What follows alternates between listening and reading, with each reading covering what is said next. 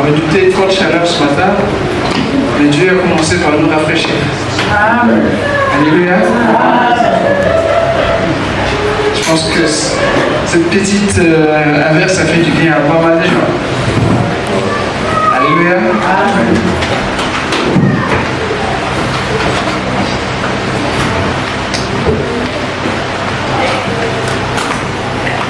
Nous te rendons gloire et te bénissons. Une fois de plus encore, nous sommes disposés à t'écouter. Laisse que ta parole accomplisse en nous, Seigneur, toute ta volonté. Oui, Seigneur, dans le cours de notre existence, nous nous laissons, nous abandonnons, Seigneur, à toi. En sachant que ta parole, elle est à même d'accomplir dans nos vies des changements, des transformations, uniquement pour ta seule gloire. Merci, Père, au nom de Jésus. Amen.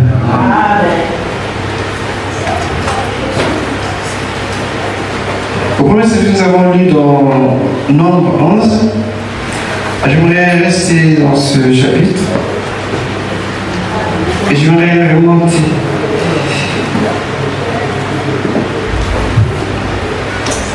du verset 4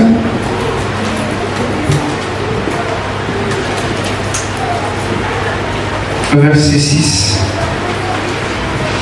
Le premier service du verset 7 au verset 8.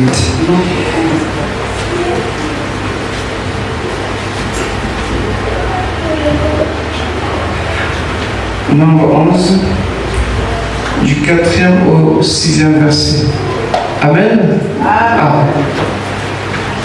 Le ramassis de gens qui se trouvaient au milieu d'Israël fut saisi de convoitise. Et même les enfants d'Israël recommencèrent à pleurer et dire: qui nous donnera de la viande à manger? Ça ne change pas vraiment. Alors qu'Israël pouvait crier à l'Éternel directement. Alléluia. Mais l'homme pour l'heure, c'était Moïse. Ça nous arrive aussi. Mais très tôt, j'ai compris que le problème, ce n'était pas l'homme de Dieu ou bien la servante de Dieu, mais c'était moi et Dieu. Quand je vois des choses comme ça, beaucoup de choses aussi changent autour de nous. Israël n'a jamais compris qu'il est le peuple de Dieu, qu'il appartenait à Dieu. Nous appartenons à Jésus. Tu appartiens à Jésus, tu n'appartiens pas à moi, tu appartiens à Jésus. Si tu as un souci, un problème, c'est lui qui va le régler. Tu n'es pas d'accord? Tu n'es pas d'accord? Alléluia. Si c'est demandé que moi, je vous inviterai tous chez moi. Et je réglerai le problème un à un. Amen. Mais ça ne m'appartient pas. Parce que tu ne m'appartiens pas. Tu appartiens à Jésus.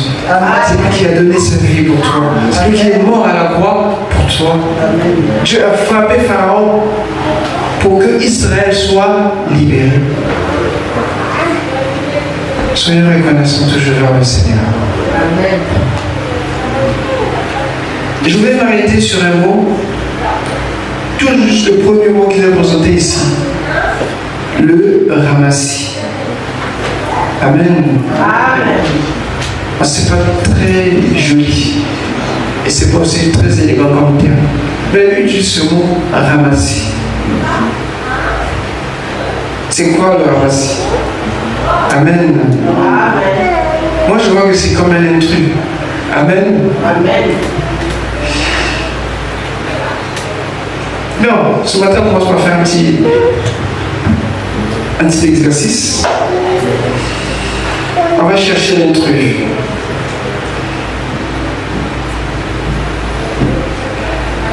Selon ce qu'on vient de lire dans Nombre 11, le verset 4 à 6, ce ramassis fut saisi de convoitise. Et même les enfants d'Israël recommencèrent à pleurer et dire: qui nous donnera de la viande à manger? Ça commence par le ramassis. Le ramassis. Il y a 5 choses que j'ai notées. Quand je disais chercher l'intrus, comment le reconnaître? simplement parce que, premièrement, il méprise la parole de Dieu. Pas de considération, pas de respect. Regarde autour de toi. Parce qu'il y a des gens qui sont comme ça, qui n'ont pas de considération de la parole de Dieu, qui ne respectent pas la parole de Dieu. Le ramassis ou l'intrus, c'est celui qui est absent aux activités de l'assemblée. Il est toujours là à justifier cette absence. Et il a raison. Alléluia. On devrait le reconnaître parce que c'est lui qui donne sa raison. Mais une chose est sûre, c'est qu'il n'est jamais là. Ensuite, l'intrus, c'est celui qui ne participe pas aux frais de l'Église, notamment aux finances de l'Église. Et quatrième point, l'intrus, c'est lui qui a une foi superficielle. Vous vous rappelez la parabole des terrains? Jésus parlait d'une bonne terre, le long de la route, des terrains rocailleux et un sol épineux. Vous vous rappelez? L'intrus, c'est celui-là qui est sur un sol épineux. Parce que sa foi est superficielle. Sa foi ne va pas en parce que sa foi est étouffée par la convoitise, par les choses du monde. Il veut plaire au monde plus que Dieu, plus qu'à Dieu, pardon. Il s'intéresse à ce que le monde donne, ce que le monde offre, tout ce que le monde présente, c'est d'abord ça sa préoccupation que Dieu. Donc il est étouffé, il ne peut pas croire, il ne peut pas se développer. Les soucis de ce siècle et tout ce que nous connaissons finiront par l'étouffer. Et souvent c'est la cause de plusieurs problèmes aussi. Une fois superficielle. Et enfin, il s'affectionne où il est asservi aux choses matérielles, la luxure, la mondanité. Il est dans toutes les fêtes, dans toutes les célébrations, on le voit. Il peut quitter Dunkerque pour venir rester à bord pour un enfant de 3 mois. Alléluia. C'est comme ça, on le reconnaît. Mais il est aussi dans l'église. Amen. Comment ça se traduit? C'est des gens qui aiment la puissance. Ils aiment le miracle. Amen. Ils aiment tout ce qui est facile, tout ce qui peut éblouir. Donc, ils apprécient la puissance de Dieu, mais sans chercher à connaître ses voix. Ils se contentent de voir, d'entendre, mais ils ne s'engagent pratiquement pas. Les voix de Dieu, c'est trop pour lui. Il va dire, mais allez prier. Moi, si je prie, mais chercher Dieu, l'aimer, connaître ses voix, c'est trop difficile pour lui. Alors il dit que mes voix sont faciles. Amen.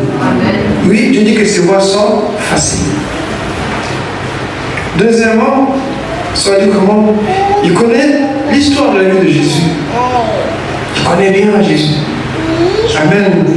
Cependant, il rejette la nouvelle naissance. Il ne veut rien de savoir. Quand il donne ta vie à Jésus, non, ma vie, je la garde. Je fais ce que je veux. J'ai le temps de faire ce que je veux. Il attendra. Mais dès qu'on parle de Jésus, il connaît tout de Jésus. Alléluia. Amen. Parfois même, on est peut-être pas surpris, étonné, mais complètement abasourdi par la connaissance qu'il peut avoir ou le savoir qu'il a sur Jésus, mais il n'est pas né de nouveau. Ensuite, il peut être au milieu de l'assemblée ou de l'église, mais il n'est pas membre. Comment connaître un membre de l'église? Celui qui prend part aux activités de l'église. Ce n'est pas lui qui vient en don de si. Quand l'église a une situation, a un problème, on peut compter sur lui. Il a à cœur les problèmes de l'église. Il veille au témoignage. Il visite les frères et les sœurs. Il prend des nouvelles. Il est au réunion, il participe. Mais il est là. Mais la vie de l'église, ce n'est pas son affaire. Il vient comme un fonctionnaire, il repart aussi comme un fonctionnaire. Je ne suis pas comme un fonctionnaire. Amen. Amen. Et encore, il sait tout de l'église. Oui, il connaît bien. Tel frère, telle soeur. La parole de Pasteur Manier, il connaît. Amen. Il sait tout, le fait que ce soit là-bas, il connaît. Mais seulement, il est étranger à la vie de l'Église. En fait, ce sont des caractéristiques qui parlent de l'intrus ou du ramassis. Il était au milieu d'Israël. Il voyait comment Dieu agissait. Il voyait comment Dieu accomplissait sa parole. Mais eux, ils n'ont jamais branché. Ils n'ont jamais accepté le changement. Mais ils étaient au milieu du peuple d'Israël. Et quand Israël était frappé, ils étaient là, eux aussi étaient frappés. Mais seulement, ils n'appartenaient pas à Israël. C'était comme un feu étranger. C'est comme un truc, comme des clandestins. Amen. Amen. Des indésirables. Mais ils sont là. Chacun parfois de nous a son truc ou son ramassis, mais je ne sais pas lequel. Parfois ils font bon ménage. Parfois c'est des amis aussi longue date.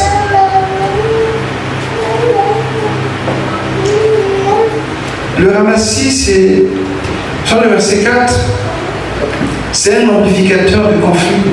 C'est-à-dire, il a agrandi la situation. Quand il y a un problème, dès qu'il est là, il se montre sous toutes les coutures. Il a une loupe ou un microscope extraordinaire. Ce que tu disais, tout petit comme ça, lui, dès qu'il prend ça, il emmène ça large. Tout le monde est au courant. Et même toi-même qui était sujet, qui était censé être le problème, ou comme le problème, Dieu même dépasse. Parce que lui va l'amplifier. Ce qu'on voit ici, que parce qu'ils ont été saisis de convoitise, que tout Israël a commencé à murmurer alors qu'il venait d'être frappé. Il y a une influence négative au milieu du peuple de Dieu. Nous nous souvenons des poissons que nous mangeons d'Égypte et qui ne nous coûtaient rien. Des concombres, des melons, des poireaux, des oignons et même de l'ail. C'était des fins gourmets quand même. Donc ils regrettaient la nourriture d'Égypte. Mais ils oubliaient qu'ils étaient esclaves. Alléluia. Dieu nous a sauvés. Jésus est mort pour nous. Mais dès qu'il y a un petit souci qui vient, on oublie. Généralement, Dieu n'est plus en première place dans la vie des chrétiens. Je dis ça d'une manière générale, mais regarde toi-même dans ta vie, qui vient en premier? Qui mets-tu en premier? Regarde, c'est très facile. Mets un côté ce que tu es, et l'autre côté mets Jésus. Dans la journée, ce que tu as fait, ce que Jésus dit de faire, tu verras que là où il y a Jésus, il n'y a pratiquement rien. On ne dit pas Amen. D'accord. Mais on avance quand même. Amen. On sacrifie souvent ce qui est de Dieu. Ça, on le fait. Quand c'est chose de Dieu, facilement on a une excuse. On a de quoi se justifier. Facilement. Ça vient tout seul. C'est incroyable. Avec la facilité qu'on a de justifier notre absence, notre négligence vis-à-vis des choses de Dieu. Mais quand c'est le monde, quand c'est la famille, quand c'est le travail, quand c'est la société, j'ai jamais vu quelqu'un être en retard et revenir au refait. J'ai jamais vu. Ils attendent. Ils attendent. Et même quand tu voyages, tu attends le vol. Tu n'iras jamais après. Non? Parce que ces choses nous tiennent plus à cœur. Mais les choses de Dieu, on met toujours de côté. Oh, on a le temps. Bien aimé, non? Ce genre d'attitude va t'éloigner de Dieu et ça va te refroidir. Parce que la foi, c'est comme une flamme. Elle doit être entretenue. Quand tu t'éloignes, le feu regresse et finit par disparaître. Et tu crois que tu as toujours le feu, mais en fait, il n'y a plus rien. Jésus dit, puisses-tu n'être ni chaud ni froid, je te vomirai. Parce que l'intrus, c'est une présence. L'intrus, c'est ce qui t'empêche d'avancer, de marcher et de comprendre les choses.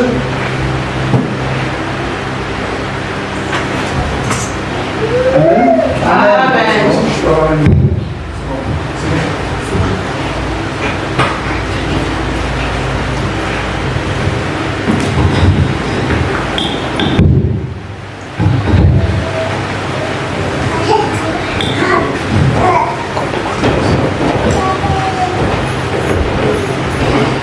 Excusez-moi.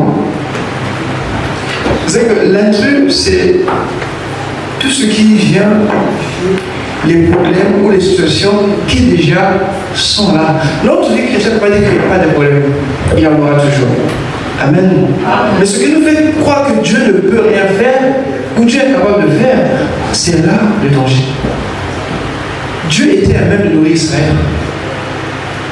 Et Dieu n'a jamais hésité ni demander des comptes pour le bénir. Mais la chute d'Israël a toujours été devant Dieu, je dirais, pas honorable. Mais à la limite, c'était offensant même, je veux dire que Dieu est incapable de nourrir son peuple. Dieu était capable de le faire. Mais là, il est toujours en train de murmurer. Et le ramassis était là pour amplifier la situation. Parfois, tu peux justifier quelque chose, mais chaque fois quand tu fais la même chose, méfie-toi. L'intrus est rentré dans ta vie. Le ramassis est rentré dans ta vie. Et tu ne te rends pas compte. Et tu marches avec lui. Et tu fais des choses avec le Seigneur, mais tu n'es plus avec le Seigneur.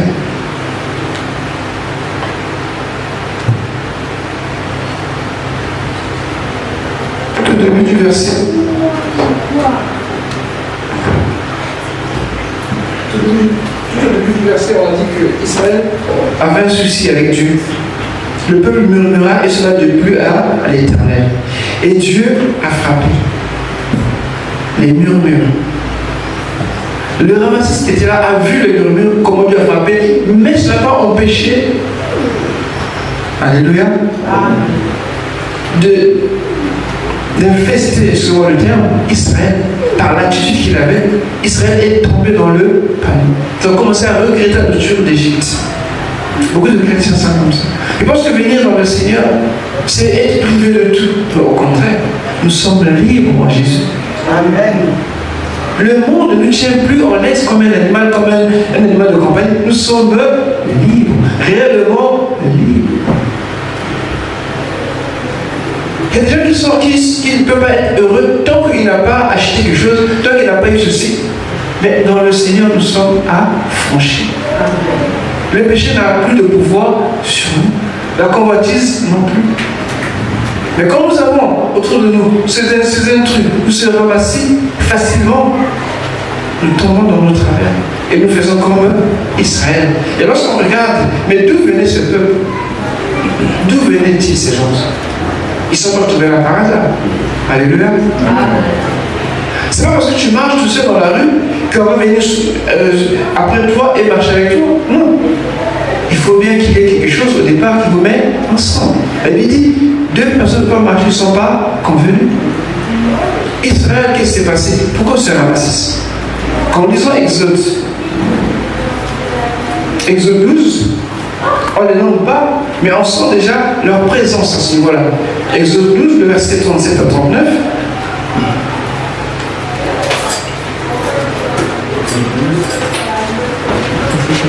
Exode 12. Exode 12, le verset 37 à 39.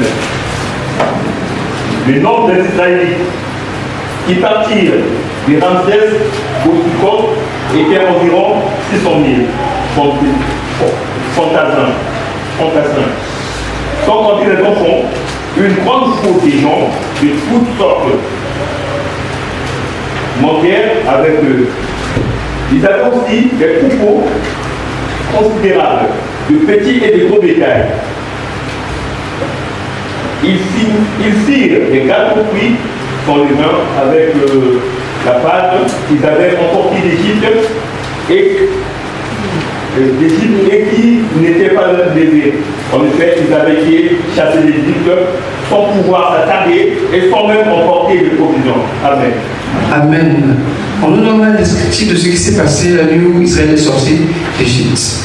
Israël est sorti d'Égypte. Mais ils n'étaient pas seuls. Il y avait une foule de gens. D'où venait cette foule?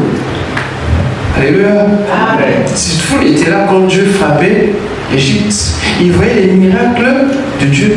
Ils voyaient la construction de la parole de Dieu. Et cette foule était plus ou moins fascinée par cette grande puissance et ces jugements qui tombaient sur Pharaon. Alléluia. Et quand c'est descendu, ils ont dit non, on ne va pas rester ici. Qu'est-ce qui s'est passé là? C'est sûr que ces gars-là, ils ont quelque chose de non là-bas. Il faut qu'on les suive. Amen. Amen.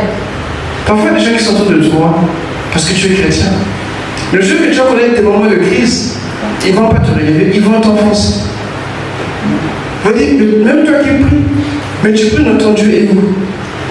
Et ça va te troubler, tu vas te poser des questions, et ça va mettre ta foi en mal. Et tu vas être fragile. Et souvent, on peut murmurer. Souvent, on peut contredire la parole de Dieu. Ou même, et ce qu'on fait souvent ici, on est, je disais, très contestataire. Parce que la personne qui est au-dessus de toi n'a jamais été convertie. N'a jamais eu confiance au Seigneur. Mais une personne qui aime les miracles, il aime bien qu'on parle que Dieu a agi, que Dieu a fait. Moi, je connais des gens qui, de convention en convention, parce que là-bas Dieu a fait, parce que là-bas Dieu va faire. C'est bien tout ça, mais Dieu est en toi. Amen. Si réellement tu as reçu comme Seigneur et Sauveur. Et donc, ces personnes étaient là avec Israël en Égypte. On ne dit pas qu'ils étaient esclaves. On ne dit rien. Sauf que seuls les Hébreux étaient esclaves. C'est seulement que de leur propre gré, alléluia, ils ont voulu suivre les Israélites. Et plus tard, va s'avérer très négatif à leur égard. Pourquoi? Parce qu'ils vont commencer à gérer les problèmes qu'Israël pouvait dire tout petit, mais à leur niveau, il a commencé la situation. Et ces personnes, c'est toute une foule. Et il y avait des grands biens. Et vous imaginez ce que ça peut faire. Parfois, les gens qui sont autour de nous, parfois on peut les accepter parce qu'ils ont des moyens, parfois ils ont des possibilités, et ainsi de suite. Mais jamais ils ne bouseront ta foi. Ou jamais ils seront avec toi pour te soutenir quand tu auras des moments difficiles. Au contraire, ils seront là, le groupe va dire, mais tu pries, non? Mais va prier. Alléluia. Vous voyez comment ça se passe?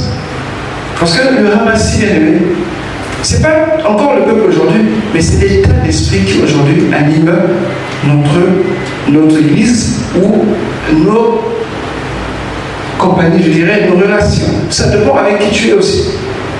Ou bien, quelle est cette voie qui te fait toujours reculer alors que le Seigneur, tu devais déjà avancer? Et tu décolles pratiquement pas. Parce qu'il y a quand même un fardeau, il y a comme quelque chose qui te traîne et qui ne peut pas faire que tu puisses évoluer. Et j'ai encore regardé d'où venait cette foule, parce qu'elle n'est pas venue par hasard en Égypte. Alléluia. Elle venait de quelque part. Mais lorsqu'on regarde bien dans le livre de l'Exode, et en remontant à Genèse, on peut comprendre que ces gens-là étaient venus au temps de Joseph, quand il y avait la famine non pas en Égypte, mais dans toute cette partie-là. C'est... Si rapidement on peut regarder dans Genèse 41,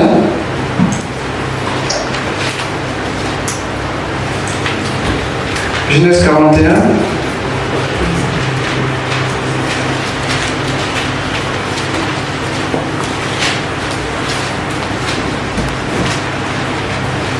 le verset 57.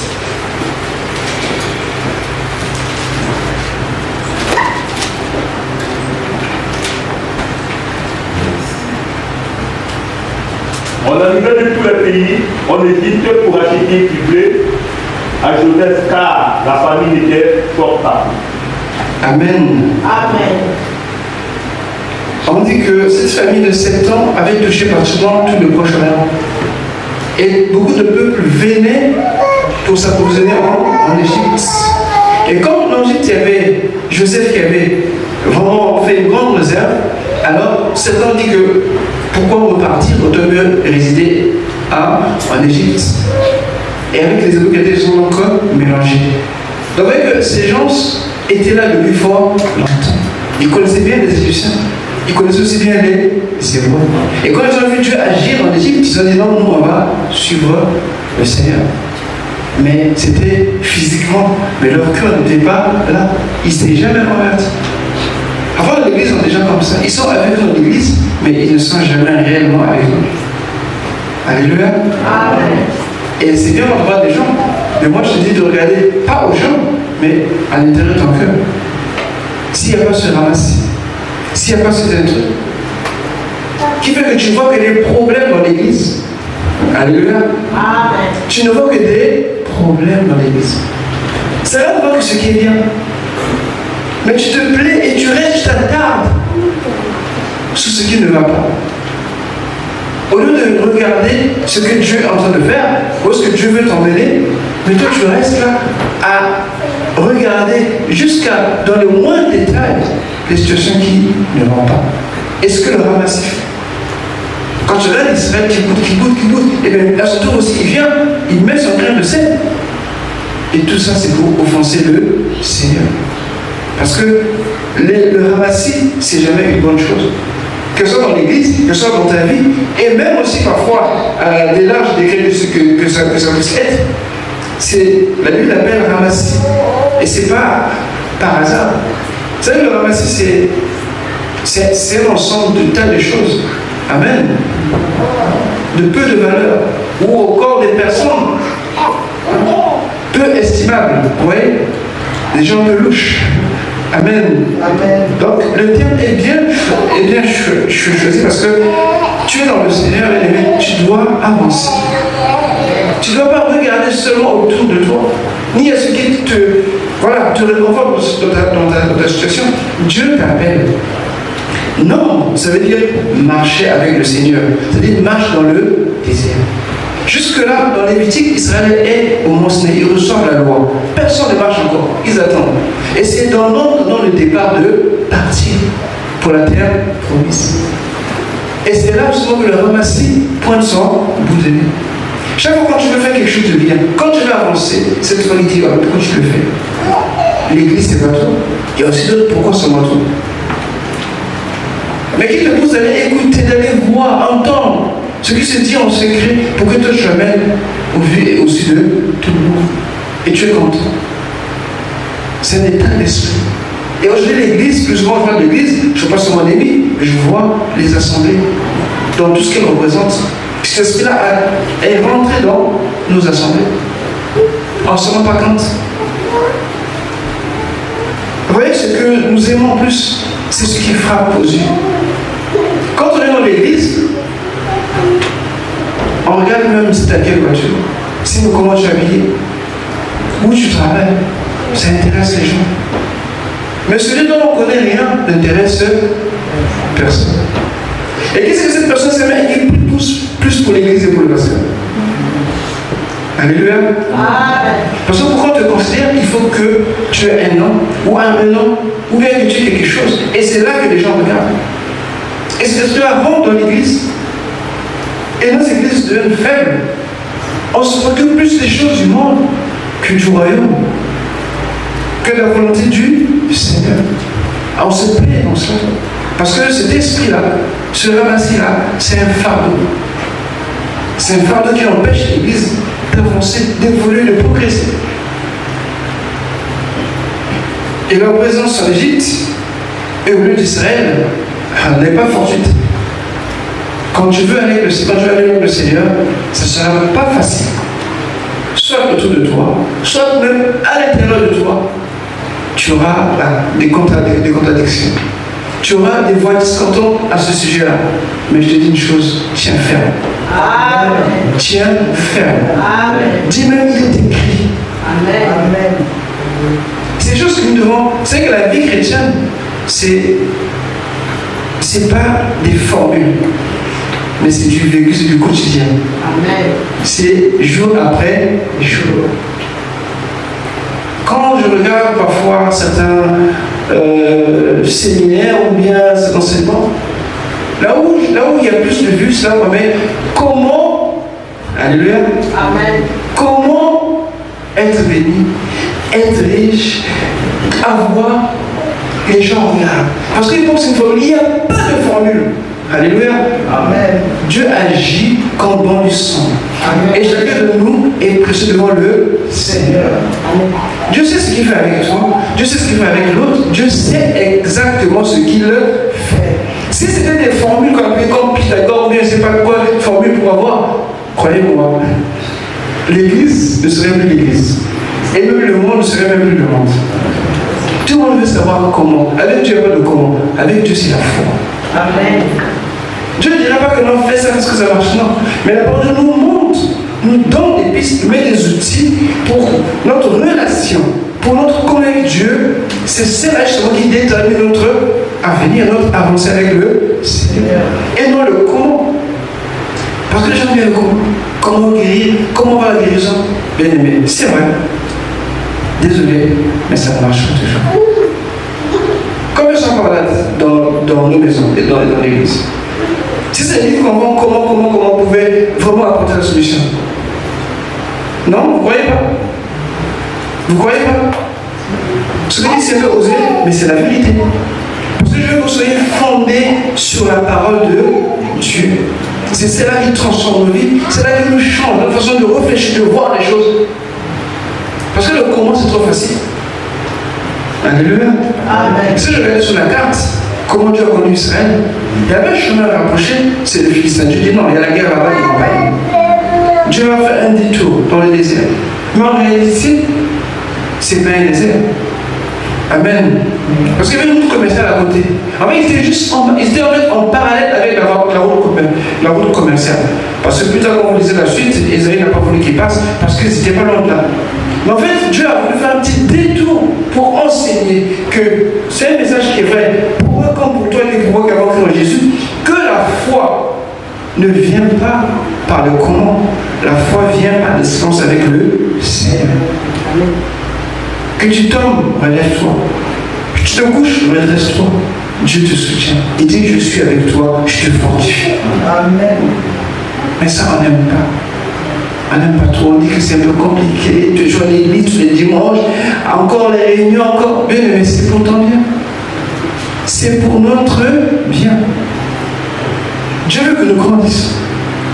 Mais toi que nous avons en nous le copain, il peut rien faire de mal. Mais seulement il te nuit. Tu n'avances pas. Dès qu'il y a un souci, il est le premier à se moquer, il est le premier à s'opposer, il est le premier, et tu n'as que tes yeux parfois pour pleurer, mais il serait déjà trop tard. Et donc, il est facilement reconnaissable parce que c'est la convoitise qui l'anime. Il dit, le ramassis des gens qui se trouvaient au milieu d'Israël fut saisi de convoitise. Et même les enfants d'Israël recommencèrent à pleurer. Donc, il commence et il communique la convoitise. Le péché ne vient pas de l'extérieur, mais il vient de l'intérieur. Jacques le dit. Jacques 1, 4 à 14. C'est-à-dire, quand tu convoites, alléluia, c'est encore dans le cœur. Tu peux encore gérer. Amen. Mais quand tu passes à l'action, ce qu'on appelle les péchés, c'est trop tard. Tu es déjà tombé. Et c'est comme ça que ça se passe. C'est un processus ennemi. Jacques 1, 14 à 15. Le ramassis, lui, c'est le déclencheur de problème. Il déclenche le péché. Parfois tu résistes, parfois il y a un temps que tu résistais. Mais dès que le ramassis est là à côté de toi, eh ben, il va te faire tomber. Jacques 1, 14 à 15.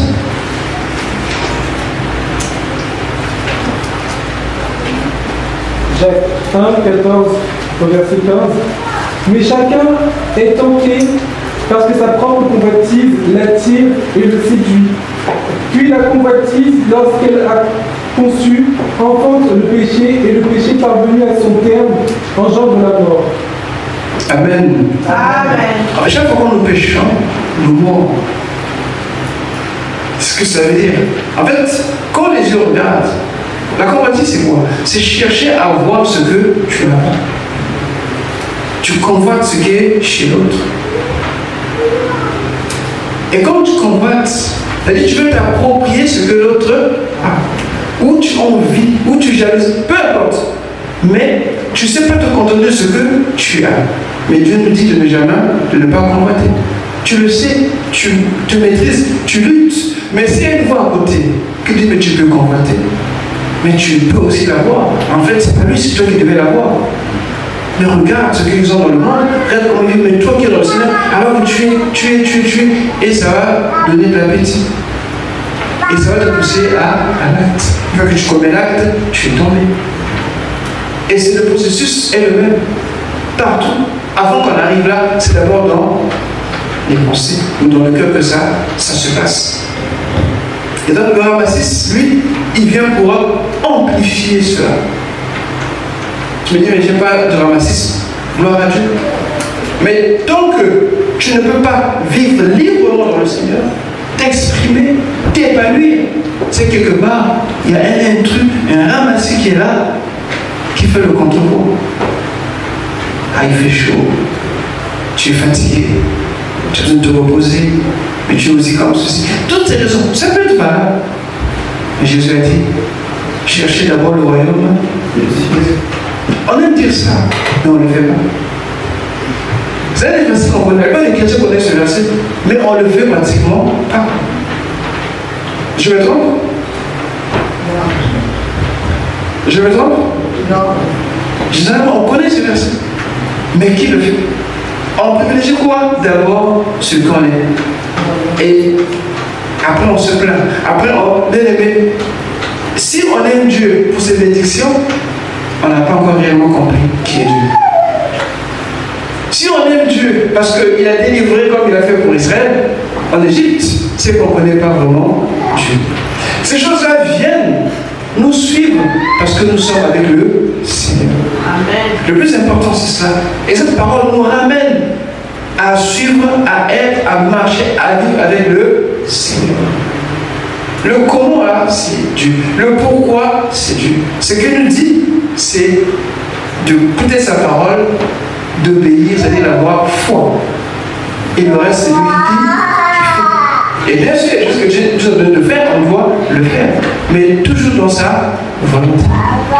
Donc le ramassis dont on parle ici, c'est tout ce qui peut permettre notre marche chrétienne.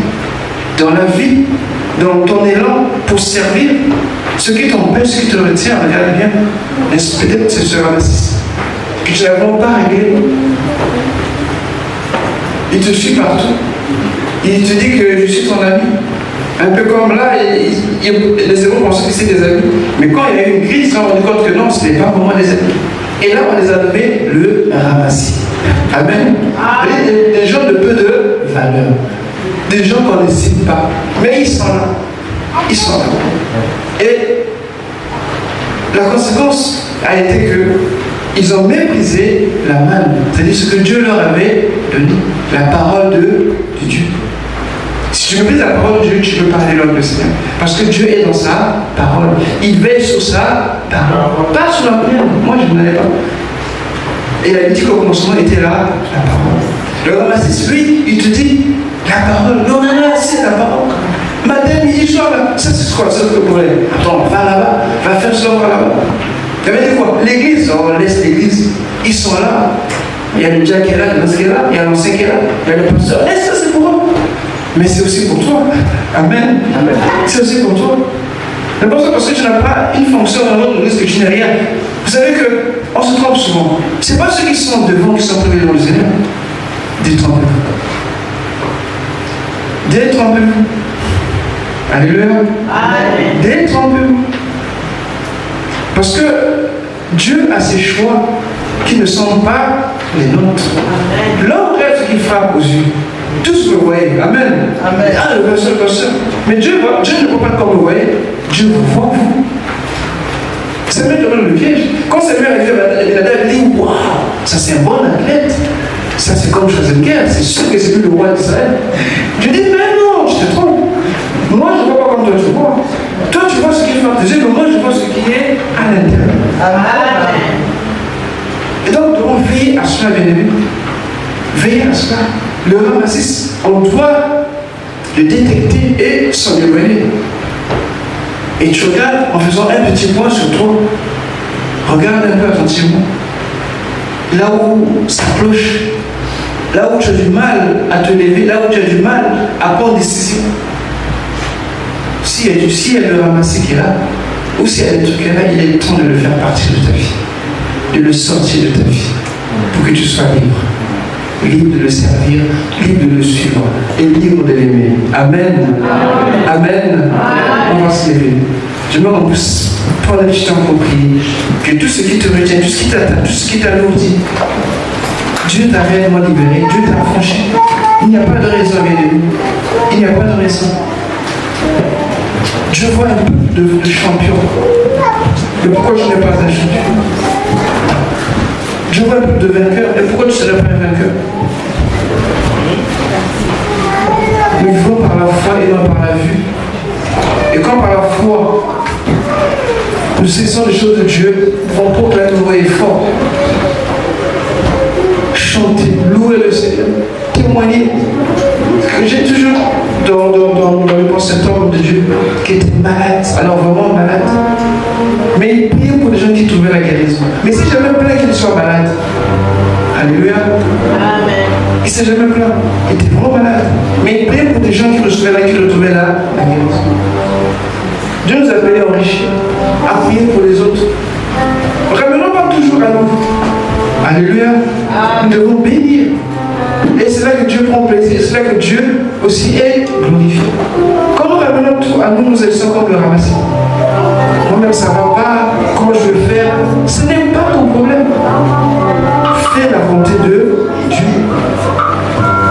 Même si Dieu te dit, tu ne peux rien faire, tu es tout faible, dis, je refuse ton mensonge. Dieu m'a dit de prier, je prie. Dieu m'a dit de faire, je fais. Sur ta parole que j'aime le fil. Et Dieu est glorifié. Amen. Bien-aimé, tout ce temps, rentre en toi-même, une sorte d'introspection.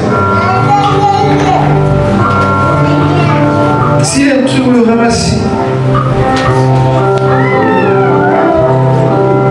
et là, alors je te demande de l'ordonner de partir, de quitter ta vie, maintenant la même, et que tu crois, et que tu commences à agir et à vivre conformément à la parole de Dieu.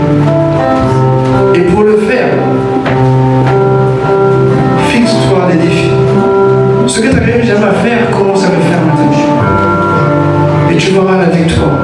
Et tu témoigneras le Seigneur. Parfois, nous nous mettons nous-mêmes des liens, des chaînes.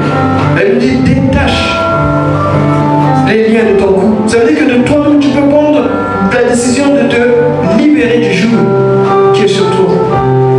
Sans qu'on t'impose les mains ou qu'on te fasse une délivrance. Parce que Dieu dit que détache les liens de ton cou. Et tu peux donc le faire sous sa parole. Alléluia. Commençons par l'église. S'il y a des choses que tu voulais faire mais que tu n'arrives pas à faire, ou une fois tu ne le fais pas, alors que tu veux le faire, dis ramassis, je te chasse de ma vie. Intrus, tu es personne en grate dans ma vie. Toutes ces choses, regarde bien les deux. Fais une introspection et commence à prier. Et foi, décrète, parle, entends-toi parler. C'est aussi pour ta foi. Parce que le diable n'entend pas ce que ton cœur dit. Mais il faut que tu parles pour qu'il entende. Il est démon, l'esprit impur. Il ne peut pas lire dans ton cœur. Mais il faut que tu parles. Il faut que tu ordonnes. Je ne veux pas. Je refuse. Je renonce à l'esprit de ramassis qui m'empêche d'avancer, qui me fait stagner spirituellement. Au nom de Jésus. Alléluia. Alléluia. Alléluia. Alléluia. Libère-toi, bien-aimé, libère-toi. Sens-toi libre. On a besoin de t'écouter. Mais tu parles à Dieu. Oui. On t'adressant à l'intrus, au ramassis. C'est pas à Dieu, mais cet esprit-là que je t'adresse. Avec fermeté.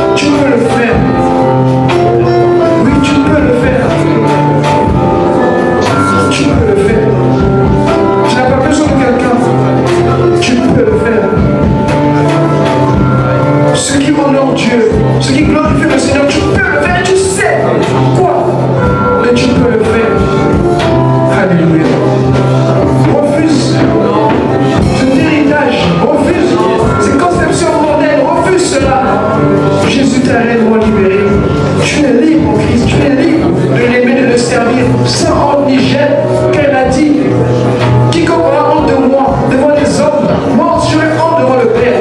Mais comme nous confessons, je confesserai son nom devant mon Père. Mais c'est une belle promesse qui nous attend. Alors, n'aie pas honte du Seigneur, n'aie pas honte de Jésus. Si Dieu t'appelle à le servir, serve-le. Dieu t'appelle à soutenir son œuvre, soutiens son œuvre. Dieu t'appelle à visiter les frères et les sœurs, à les soutenir aussi. Fais-le. À servir dans l'église, lève-toi. Ne t'associe pas au ramassis. Ne fais pas des intrus, tes amis. Ils vont te détruire. Ils vont te loyer de Dieu. Mais reste près du Seigneur. Reste près du Seigneur. Alléluia. Alléluia. Oui.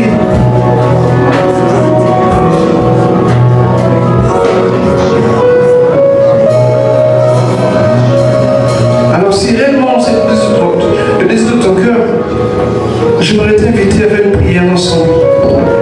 Si ce que tu as confessé, ce que tu te lève réellement c'est la vérité,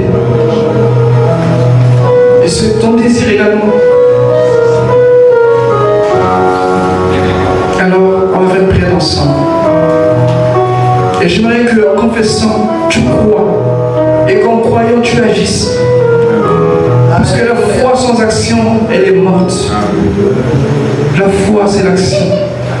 Et l'action sur la parole de Dieu, non pas sur les idées ni sur les pensées, mais sur ce que Dieu dit.